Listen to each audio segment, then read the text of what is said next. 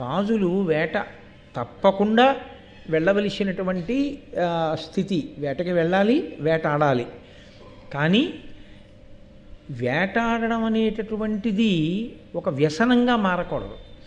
ఏమీ తోచకపోతే వెళ్ళి వేటాడడం, అలా వేటాడుతూ కొన్నాళ్ళు అక్కడ ఉండిపోతూ ఉండడం, అదో సంతోషంగా జంతువులను అదే పనిగా చంపడం అనేటటువంటి ప్రయత్నంలోకి వెడితే ఎక్కడ అవధిని దాటాడో, ఎక్కడ తన పరిధిని అతిక్రమించాడో ఆ పరిధిని అతిక్రమించినటువంటి కారణం చేతనే తాను పడిపోతాడు.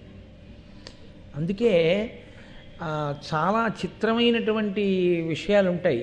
మీరు కొంచెం జాగ్రత్తగా గమనిస్తే ఎప్పుడైనా ఏమిటో నాకు ఈ దుఃఖం, ఏమిటో నాకు ఈ దుఃఖం అంటాడు. తన వలన ఎక్కడో ఎవరో పెద్దలు దుఃఖించారు.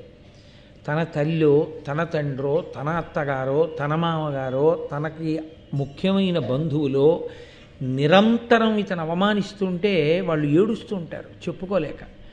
అది ఉత్తినే పోదు, అది ఏదో ఒక రూపంలో మళ్ళీ వచ్చి యువతల వాడిని బాధ పెడుతుంటాం. మనం ఎక్కడ పరిధిని అతిక్రమించామో పరమేశ్వరుడు దాన్ని గమనిస్తూ ఉంటాడు. ఏదో పొరపాటు అయిపోయింది, ఈశ్వర అతిక్రమించాను మన్నించు. కాబట్టి అతిక్రమించకుండా నిన్ను నువ్వు నియంత్రించుకోగలిగితే ఈశ్వర కృప కలుగుతుంది. నేను నియంత్రించుకోలేకపోతున్నానని గుర్తెరిగి శరణాగతి చేస్తే ఈశ్వర అనుగ్రహం కలుగుతుంది.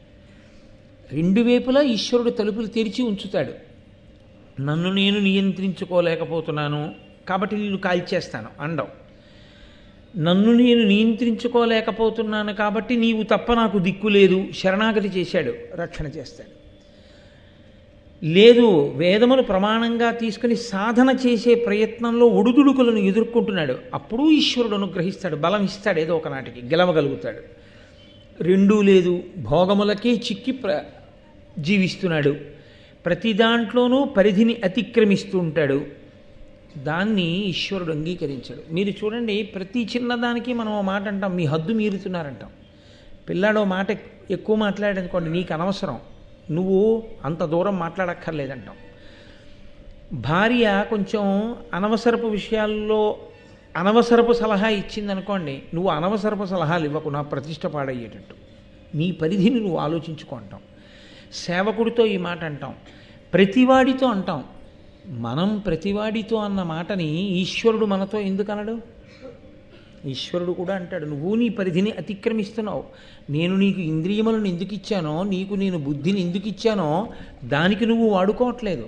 నీ పరిధిని నువ్వు అతిక్రమించిన నాడు ఏది నీకు వ్యసనముగా మారిపోయిందో ఆ వ్యసనము